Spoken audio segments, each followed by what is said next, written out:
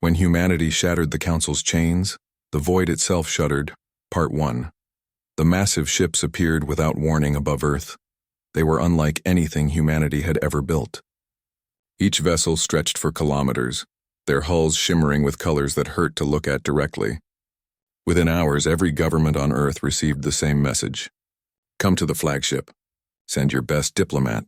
Your future depends on this meeting. Deho stood in the shuttle bay, adjusting his suit one more time. He was Earth's choice, a man who had spent 20 years negotiating peace treaties and trade agreements between nations. But nothing in his experience prepared him for this. The other diplomats stood beside him, faces pale with fear and excitement. They were about to meet aliens for the first time. Real aliens, not the fantasy creatures from movies, but beings from another world. The shuttle ride to the flagship took 30 minutes. Through the viewport, Deho watched Earth shrink behind them. His home, his world. Everything humanity had ever known existed on that blue marble.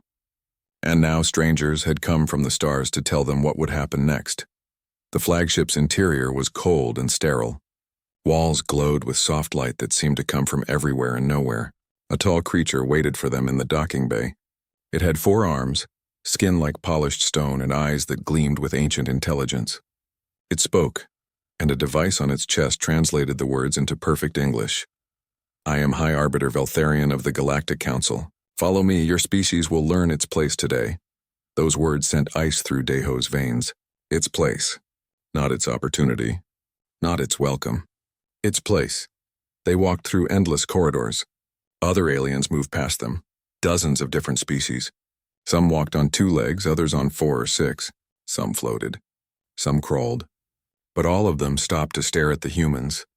And in their eyes, Deho saw something that made his stomach turn. Pity. The council chamber was enormous, a vast space that could hold thousands. At its center sat 12 beings on raised platforms. They were different species, but they all wore the same expression. Cold authority. Veltharion gestured for the humans to stand in the center of the room, alone and exposed. Humanity. Veltharion's voice echoed through the chamber. You have been discovered. You have been evaluated. You have been classified. The Council has governed this galaxy for 12 million years. We maintain order. We prevent chaos. We ensure peace, and you will obey our laws. Deho found his voice, though it shook. We come in peace. We hope to join the galactic community as friends and partners. Laughter rippled through the chamber. Not cruel laughter, but worse. Amused laughter. The kind adults give to children who say foolish things. Friends? Veltharion leaned forward. You are classified as Class 7. Do you know what this means? You are restricted to your home system. You are forbidden from faster-than-light travel. You are forbidden from quantum computing. You are forbidden from artificial intelligence. You are forbidden from genetic engineering beyond medical necessity. You will be monitored. You will be controlled. You will be safe.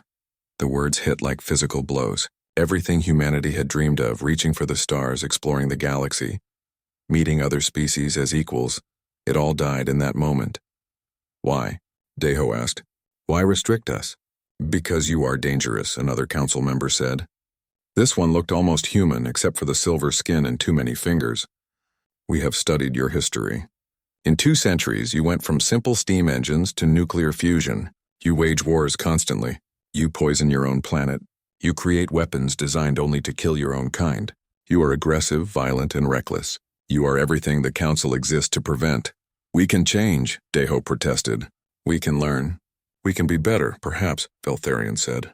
In 10,000 years, if you prove peaceful, if you prove controlled, if you prove worthy, we might reconsider. Until then, you will accept our restrictions or you will be eliminated. The Council has destroyed 63 species for refusing our guidance. Do not become the 64th. The meeting ended. The humans returned to Earth with devices that would monitor every major city, every research facility, every military base. The Council placed satellites throughout the solar system. They assigned an overseer, a being named Thulvarix, to live on Earth and ensure compliance. Within days, the world changed. Every space agency received shutdown orders. Every university conducting advanced research found their labs sealed. Every government program working on AI or quantum computers was terminated. The council's rules were absolute. Deho watched from his office as protests erupted across the globe. Millions of people took to the streets demanding humanity reject the council's authority. But what could they do? The council's ships could destroy entire cities from orbit. Their technology was thousands of years ahead of Earth's best weapons. Resistance meant extinction, but not everyone accepted defeat. In a small apartment in Seoul, a woman named Ji-won sat at her desk staring at her life's work. She had spent 15 years developing quantum entanglement communication, a system that could send messages instantly across any distance. It could revolutionize everything. And yesterday, council enforcers had destroyed her laboratory. They took her research. They erased her computers. They told her to find a new career. Something safe. Something approved. She looked at the data crystal in her hand. A backup, hidden, illegal now. She should destroy it, turn it in. Accept the council's wisdom. Instead, she made a call. Her brother Minho answered on the first ring. He worked for Earth's defense forces, planning strategies that would never be used against an enemy humanity could never defeat. I need your help, Ji-won said quietly. I need to hide something. Something important. Something that might matter someday. Where? Minho asked. The asteroid belt. Somewhere the council doesn't watch closely. There was a long pause. Then Minho spoke and she could hear the smile in his voice. I know some people. People who don't like being told what to do. People who remember what it felt like to dream about the stars. Across Earth, others made similar choices. Scientists hid their research. Engineers smuggled equipment off-world. Military officers documented the council's patrol patterns, searching for weaknesses in their perfect system. The council had given humanity chains. They called it safety. They called it peace. They called it necessary, but humans had a different word for it. Prison. And some prisoners, when locked in a cell, don't accept their fate. They don't wait 10,000 years for mercy. They don't trust their jailers. They plan, they prepare. They wait for their chance. Deep in the outer solar system, on a moon of Saturn called Titan, something waited in the ice. Something old. Something that would change everything. But it would be 3 years before anyone found it. 3 years before humanity learned the terrible truth about the council. 3 years before the real story began. For now, humanity bowed its head and accepted its chains. For now, they obeyed. For now, they seemed defeated. But appearances can deceive. And the council, for all their ancient wisdom and 12 million years of experience, had made a mistake. They assumed humanity would react like the other species they had broken. They assumed fear would lead to submission. They didn't understand that sometimes fear leads to fury, and fury, given time and pressure, becomes revolution. The chains were in place, but chains can be broken, and when they finally shattered, the galaxy would never be the same. When humanity shattered the council's chains, the void itself shuddered. Part 2. 3 years after the council arrived, Soman stepped off the shuttle onto Titan's frozen surface. She was an archaeologist, one of the few professions the council still allowed. Studying dead civilizations posed no threat to galactic order. Or so the council believed. The base on Titan was small, just 20 people studying the moon's strange geology. But Somin had come for a different reason. Satellite scans had detected unusual heat signatures beneath the ice. Patterns too regular to be natural. She had convinced the council observers that it was probably just volcanic activity. They had approved her expedition with barely a glance. The drilling took 2 weeks. Every day, Soman wondered if the council would realize what she was really searching for. Every night she dreamed of finding something, anything, that might help humanity break free. On the 15th day, the drill broke through into a chamber. Soman descended on cables, her heart pounding. Her helmet light cut through the darkness, revealing walls covered in strange markings. Not ice, not rock. Something else. Something that seemed to absorb light and reflect it in colors that shouldn't exist. I found something, she whispered into her radio. I found ruins. Ancient ruins. The chamber stretched for hundreds of meters. Pillars rose toward a ceiling lost in shadow. And on every surface, symbols glowed faintly, pulsing like a heartbeat that had waited millions of years to be heard again. Soman spent 3 days documenting everything before she found the central structure. It looked like a throne, but massive, built for something 3 times human size. And floating above it, suspended in nothing, was a crystal that hummed with power. She reached out carefully, her gloved hand trembling. The moment she touched the crystal, Light exploded through the chamber. Symbols raced across the walls, and a voice spoke directly into her mind, not in words but in pure meaning. Welcome, inheritor. We are the architects. We built the foundations of this galaxy, and we left this message for those who would come after. Beware the council. They are not protectors. They are jailers. They fear what you might become. We hid the keys to their prison. Find them, use them. Be free. The light faded. Selman stood shaking, the crystal now dark in her hands, but her scanner showed it was full of data. More information than humanity's best computers could store, and she knew with absolute certainty that the council could never learn about this. She contacted Minho using an encrypted channel. He had established a network of hidden bases throughout the asteroid belt, places where banned research continued in secret, engineers who refused to abandon their work, scientists who believed humanity deserved better than chains. I need extraction, Soman said. I found something. Something big. Minho arrived 6 hours later with a ship that barely qualified as spaceworthy. The council monitored all official vessels, so the resistance had to use civilian craft modified in secret. They fled Titan just as council patrol ships appeared in the distance, drawn by the energy signature the crystal had released. In a hidden base carved into an asteroid, Jiwan examined the crystal with equipment that shouldn't exist. Quantum scanners, molecular analyzers, technology the council had forbidden. The data inside was incredible. Plans for engines that folded space, weapons that manipulated time, power sources that drew energy from dimensions humanity didn't even know existed. This is it, Jiwan breathed. This is how we fight back. But it was Hyunsu, the engineer who had built half the hidden bases in the belt, who found the most important file. A warning, a history, the truth about the council. They're lying, he said, his voice shaking. About everything. The council didn't evolve to power. They stole it. They found architect technology first and used it to suppress every other species. The great wars they talk about, the chaos they prevented, it never happened. They made it all up to justify their control. The room fell silent. Everyone understood what this meant. The council wasn't maintaining order. They were maintaining their monopoly on power. Every species they had restricted, every civilization they had destroyed. It was all to protect their position at the top. We need to tell everyone, Soman said. And who would believe us? Minho countered. The council controls all communication. They control what people see, what they learn, what they're allowed to know. We need more than truth. We need power. We need to build something they can't ignore. That's when Jiwan had the idea that would change everything. The architects left technology, instructions. What if we could build ships using their principles? Real ships. Warships that could actually fight the council? That's insane, Hyunsu said.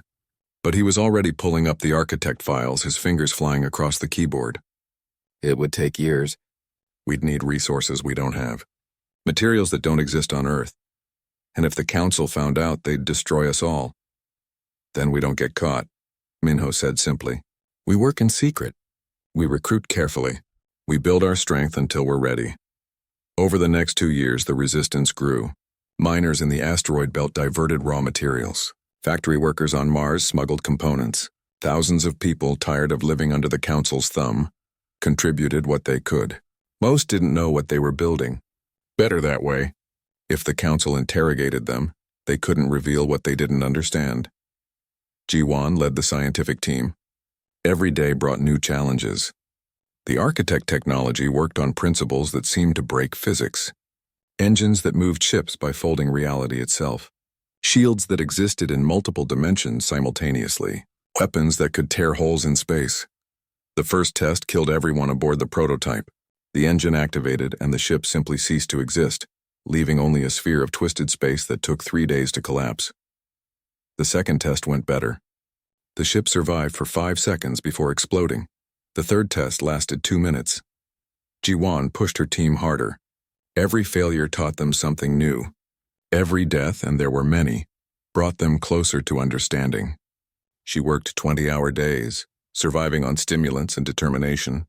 Her brother worried, but he couldn't stop her. No one could. She had seen the truth in those architect ruins. Humanity deserved to be free, and she would pay any price to make it happen. Meanwhile, Minho coordinated raids on council supply depots, small strikes that could be dismissed as accidents or piracy. They needed specific materials, rare elements that the Council controlled tightly. Each raid was carefully planned, executed by pilots who knew they might not return. The Council noticed, of course. They weren't fools. Overseer Thulverix increased patrols throughout the solar system. He interrogated suspects. He tightened restrictions, but the Resistance had learned to be careful. They operated in cells, each group knowing only what they needed to know. If one cell was caught, they couldn't compromise the others. And then, 4 years after Soman found the Titan ruins, Jiwon completed the first functional void drive. It was small, barely large enough to power a fighter craft. But when she activated it, the ship disappeared and reappeared 1,000 kilometers away in an instant. Not faster than light travel, something better. It had gone around space entirely, folding reality to step from one point to another. The team erupted in celebration. They had done it.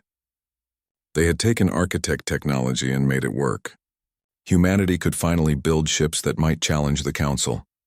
But celebration turned to horror when Council ships appeared around the asteroid. Dozens of them, their weapons charged, their message clear. Surrender or die, someone had talked. Someone had broken under interrogation or been bribed or simply couldn't handle the pressure. The Council knew about the hidden base. They knew about the research. They knew about the void drive. Minho made the decision instantly. Evacuate. Get everyone out. Transmit all data to the other bases. Nothing can be lost, but Jiwon refused to leave. We need time. Time for everyone to escape. I can give it to them. She activated the void drive at full power without a ship around it. The raw energy tore open a wound in space. Reality itself screamed. The Council ships reeled back as waves of exotic radiation washed over them. It lasted just 60 seconds, but it was enough. The shuttles fled, carrying people and data to other hidden bases. When the Council ships recovered and fired, they destroyed only empty rock and abandoned equipment.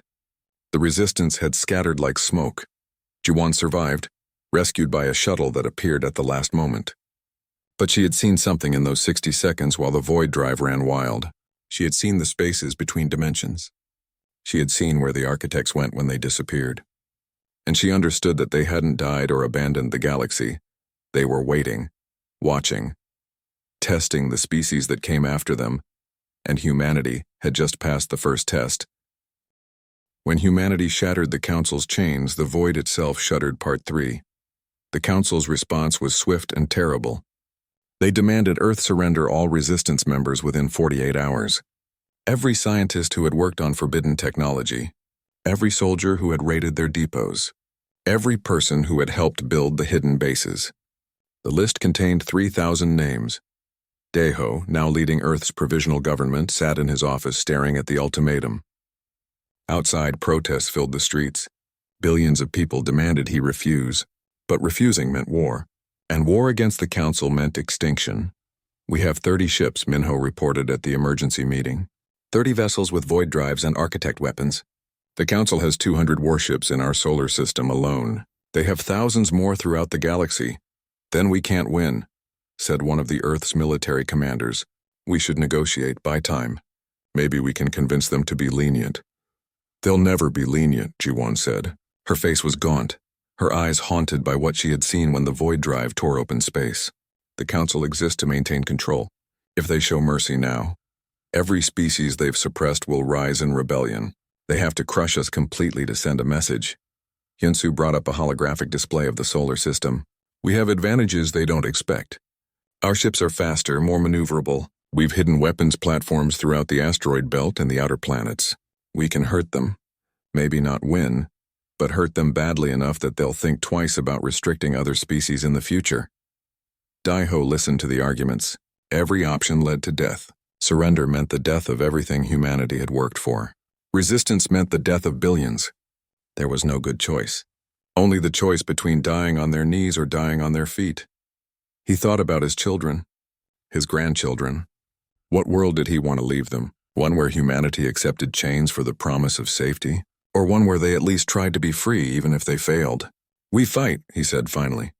We tell the Council that humanity will not bow. We tell them that freedom matters more than survival.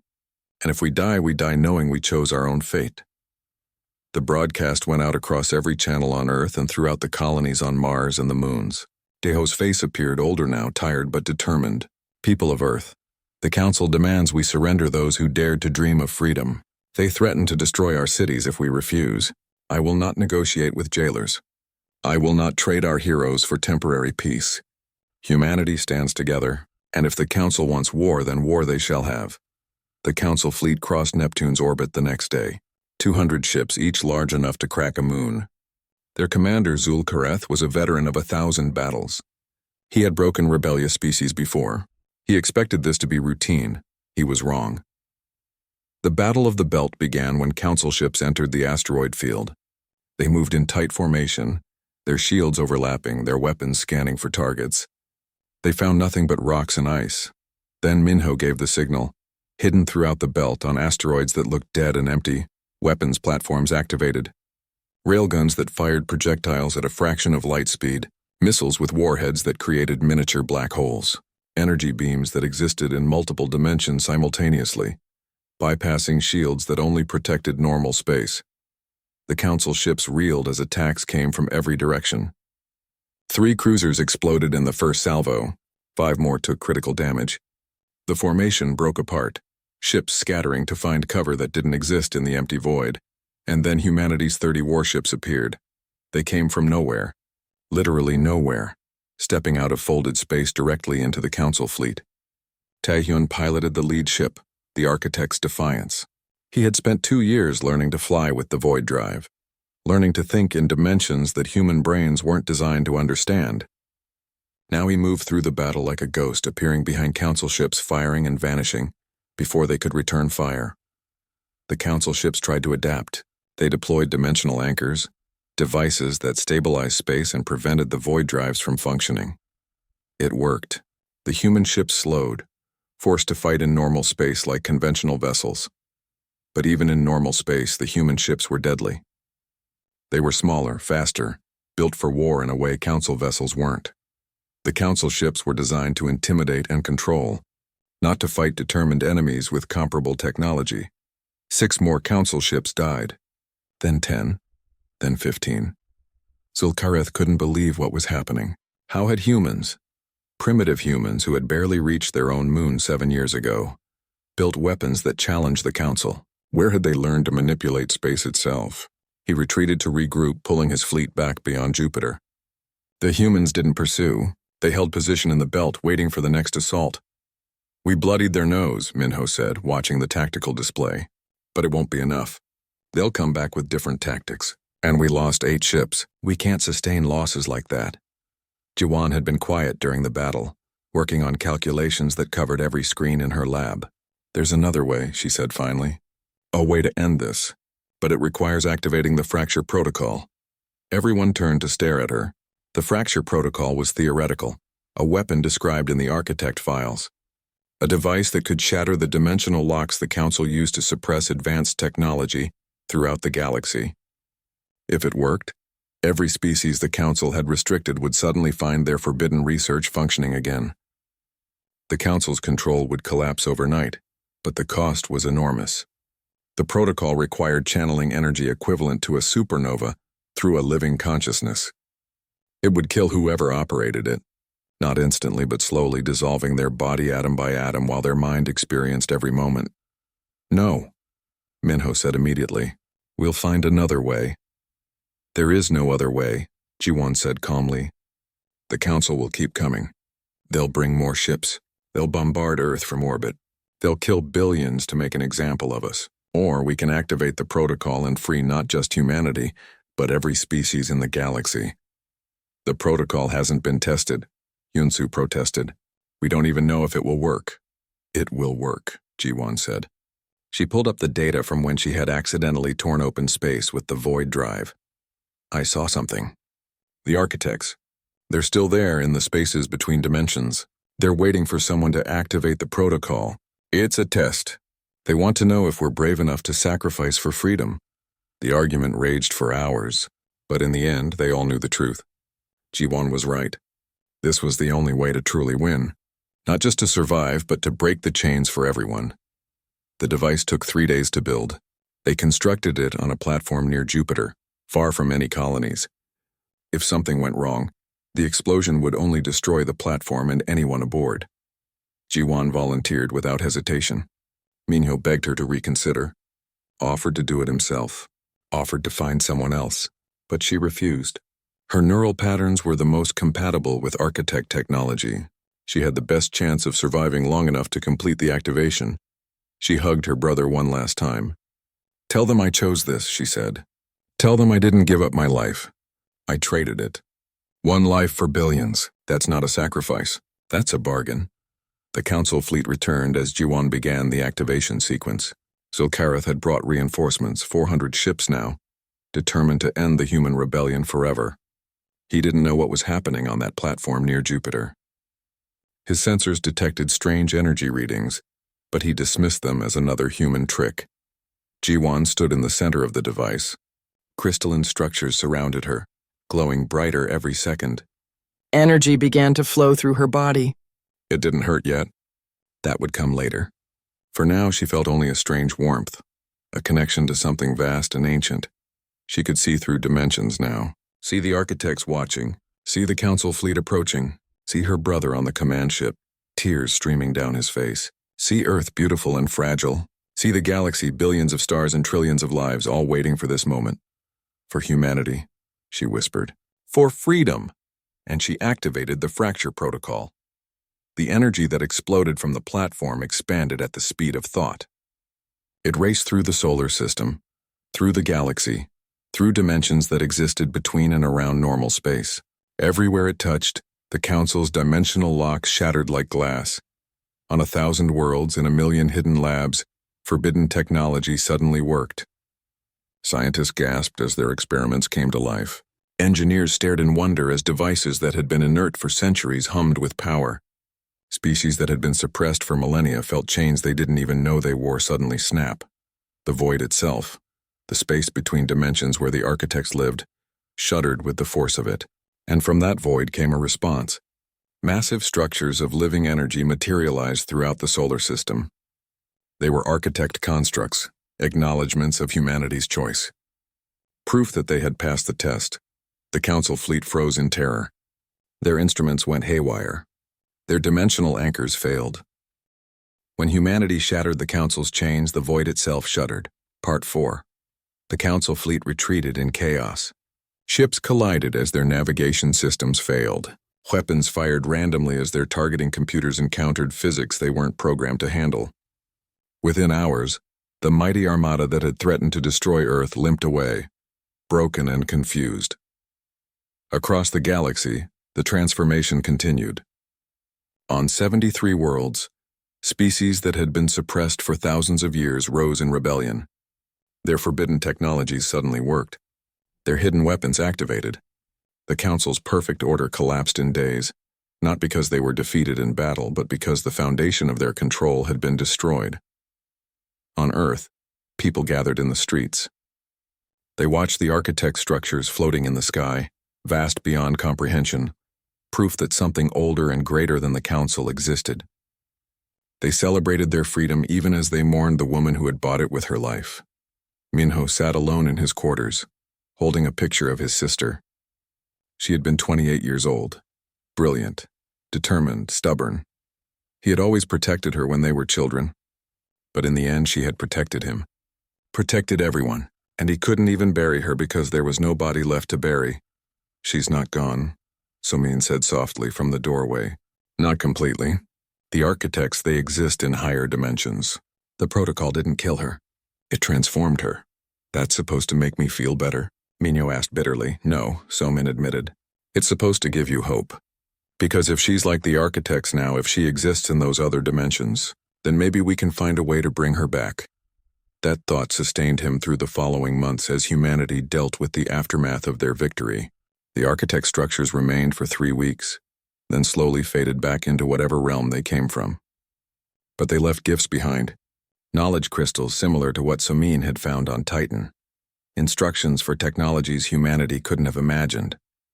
Daiho traveled to the Council's capital world.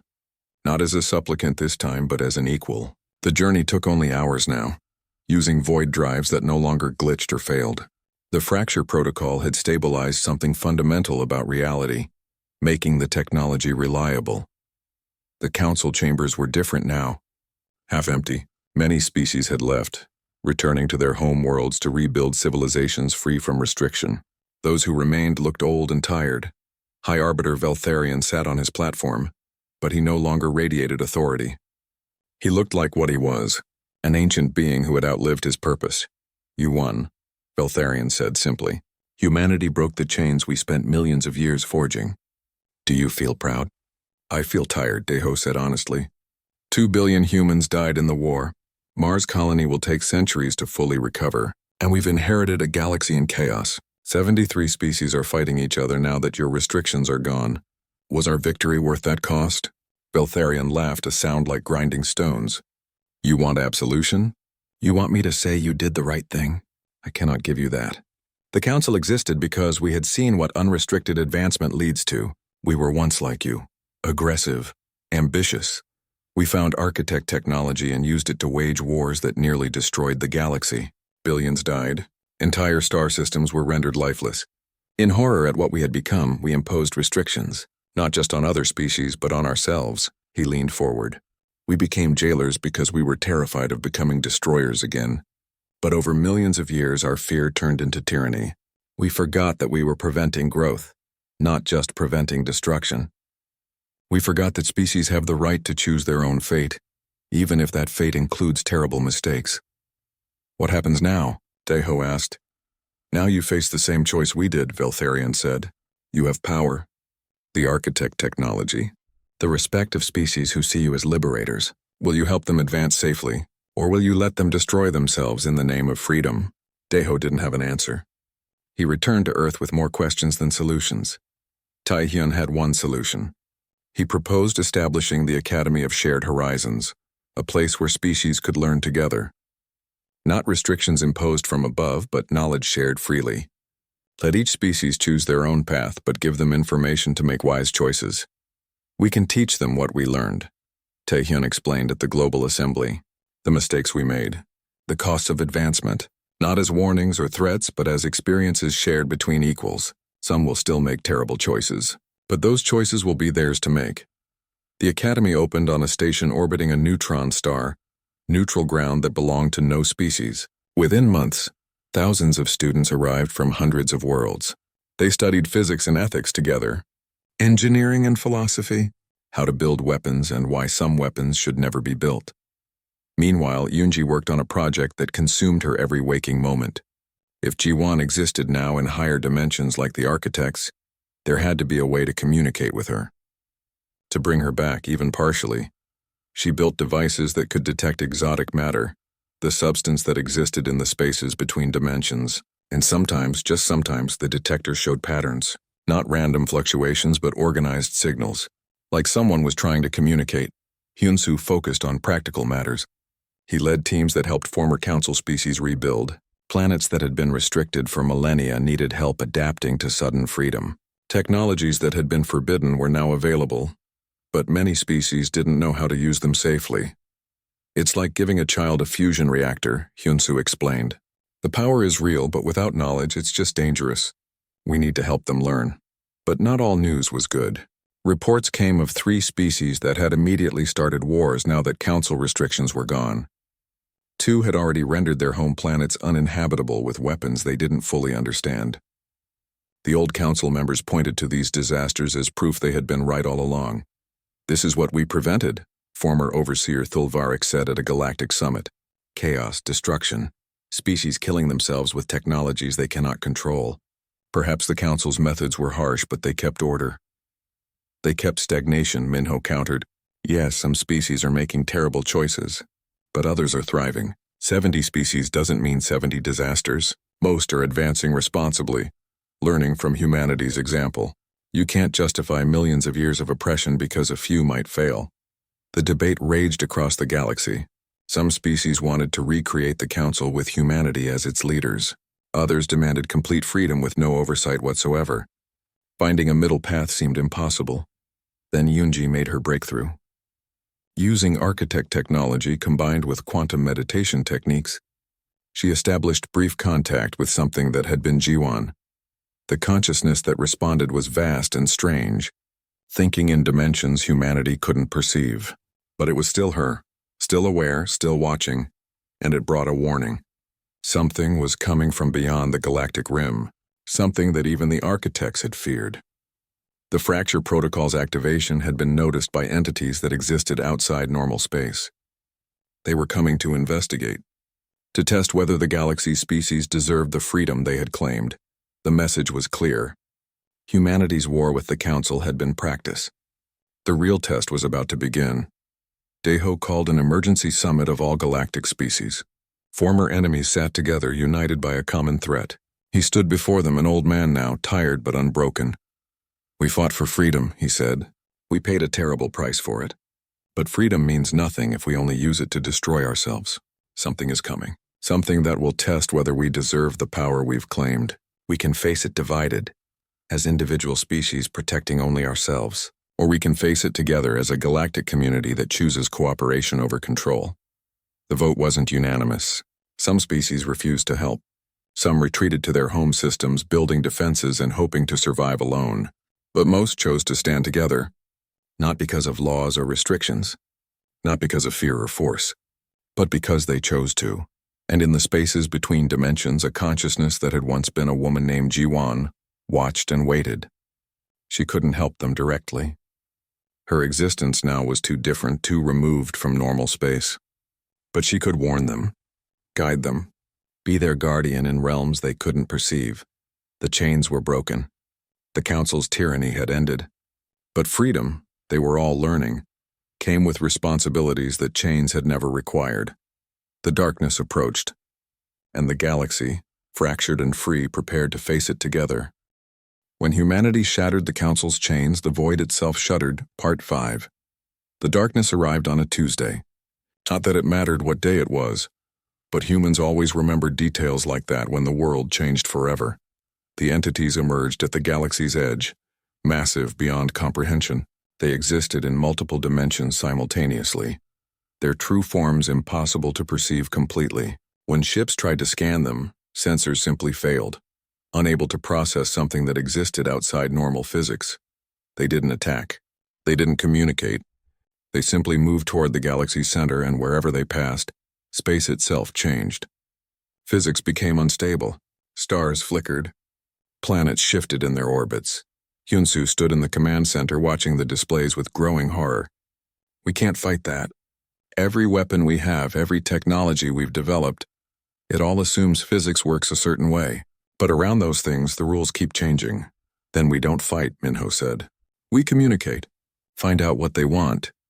But how do you communicate with beings that don't exist the same way you do?" First contact protocols assumed both sides existed in normal space, could perceive each other, had common ground for understanding. These entities were so different that even seeing them completely was impossible. Yunji had an idea. Jiwan exists partially in higher dimensions now. If anyone can communicate with them, she can. We just need to amplify the connection. She built a device using architect technology, a bridge between dimensions. It was dangerous. The energy required could tear apart the entire station. But they had no choice. When Yunji activated the device, reality twisted. Everyone in the room felt it, like the universe had hiccuped. And then a presence filled the space.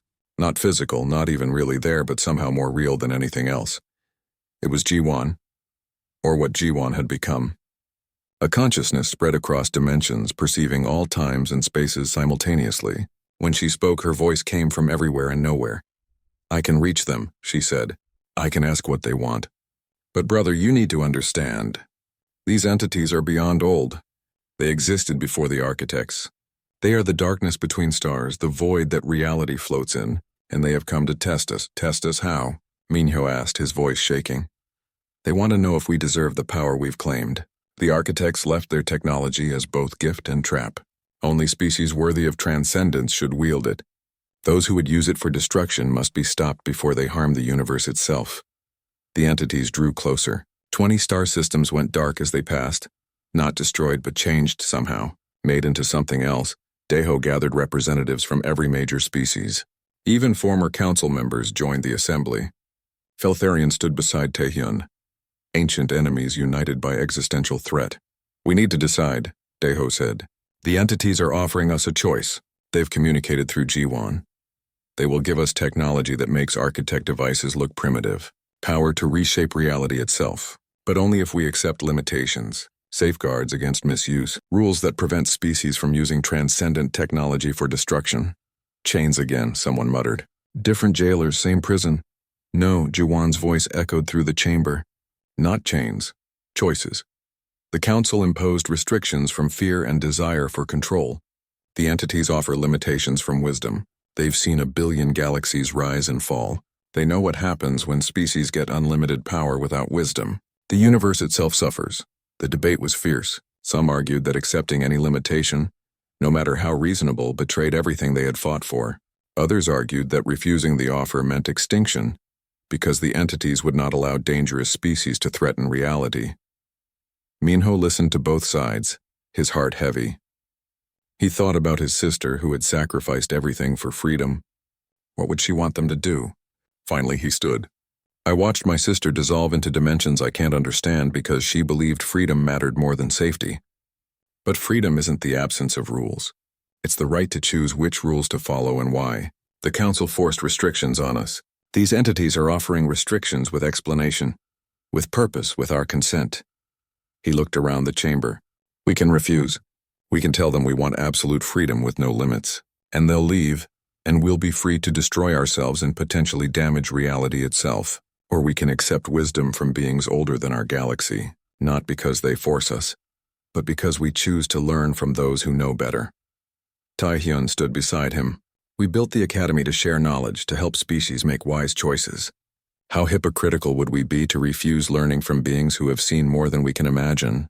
Soman added her voice. The architects transcended. They became like these entities. They left their technology as a test, knowing only species wise enough to accept guidance would survive using it. We passed the first test by breaking the council's chains. This is the second test. Can we accept wisdom when it's offered freely? The vote took 3 days. Species argued, debated. Some threatened to leave the galaxy entirely rather than accept any restrictions. But slowly, painfully, consensus emerged. They would accept the entity's offer. Not all restrictions, but reasonable safeguards. Technologies that could destroy reality itself would be limited. But advancement, exploration, growth, all that remained free. It wasn't perfect. Some species refused and isolated themselves, but most agreed. When Daeho communicated their decision, the entities responded. The darkness that had consumed star systems flowed back, and those systems returned, unchanged and intact. It had all been a test, a demonstration of power to show what was at stake. The entities gifted humanity and their allies with knowledge beyond anything the architects had left. How to perceive higher dimensions directly, how to navigate the spaces between universes, how to create and destroy stars with thought. All of it came with one condition: never use this power to harm reality itself. Police yourselves. Build communities that value wisdom alongside ambition, and then the entities withdrew, returning to the void they came from. They would watch, they said through G1. They would return if needed. But the galaxy's future was its own to shape. In the aftermath, Yunji completed her life's work. The device to restore G1 partially to normal space. It was imperfect. G1 would never be fully human again. She existed in both dimensions now, seeing times that hadn't happened yet, perceiving spaces that didn't exist in normal geometry. But she could touch her brother's hand again, could smile at old friends, could watch the sunrise on Earth. Even if she simultaneously saw that sunrise across 1,000 timelines. Was it worth it? Minho asked her one day as they sat on the coast watching waves that she saw in ways he never could. Yes, she said simply. We're free, truly free, not because no restrictions exist, but because we chose our restrictions. We chose wisdom over chaos. We chose community over isolation. The council took our freedom. The entities offered us wisdom, and we were smart enough to accept it. 50 years passed. Daeho died peacefully, satisfied that he had lived to see humanity not as subjects or conquerors, but as teachers and students in a cosmic community. Hyunsu established colonies beyond the galaxy, carrying architect knowledge to new frontiers. Taehyun's academy graduated thousands of students who returned to their worlds with understanding, not just knowledge. Minho grew old watching his sister exist in her strange half-state. She aged slowly, time moving differently for her. She volunteered to serve as a guardian, watching the boundaries of reality itself, warning of threats that emerged from beyond normal space. And across the galaxy, species that had been chained for millions of years learned to fly. Some fell, some flew into suns, but most soared, achieving wonders the Council had prevented, creating civilizations built on freedom chosen and wisdom accepted. 1,000 years later, when new species developed technology that drew the entity's attention, they received a message. It repeated in all languages, in all formats, a promise that echoed across space and time. You are not alone. You are not restricted unless you choose to be. You are free. But remember, freedom is not the absence of consequences. It is the courage to face them. We are humanity. We are the chain breakers. We are the void's children. And we will help you carry the weight of wings. And in dimensions beyond counting, in spaces between the real, a consciousness that had been a woman named Jiwan smiled. She watched a universe learning to be free, species making choices good and terrible, civilizations rising and falling on the strength of their wisdom. The chains were broken forever, not because humanity destroyed them, but because they showed the galaxy what it meant to choose, to sacrifice, to accept wisdom while rejecting tyranny, to be free. The void had shuddered when the chains broke, but it had sung when the galaxy chose wisdom. And that song would echo through reality itself forever, a reminder of the day humanity taught the universe what freedom truly meant. Not the absence of rules, not the rejection of all authority, but the right to choose, the courage to sacrifice, the wisdom to accept guidance while refusing control. They had broken the chains. And in doing so, they had forged something better. A galaxy united not by force but by choice, free not because no limits existed,